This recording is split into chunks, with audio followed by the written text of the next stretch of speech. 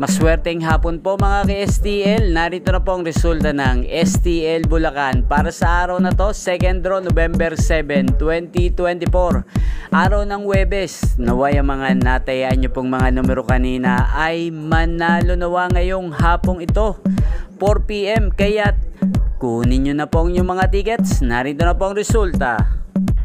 Para po sa STL Bulacan, 2nd draw result, 4 PM, ang mga numerong nanalo, 2 at 22 in exact order sa lahat po ng tumaya kanina para sa 2nd draw ng 2 at 22.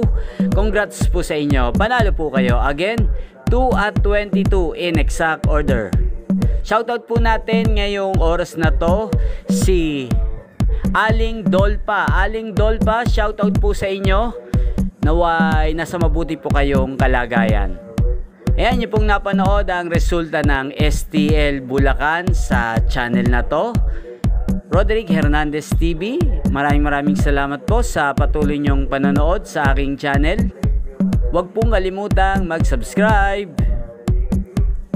Comment lang po kayo sa mga nais pong magpa-shoutout.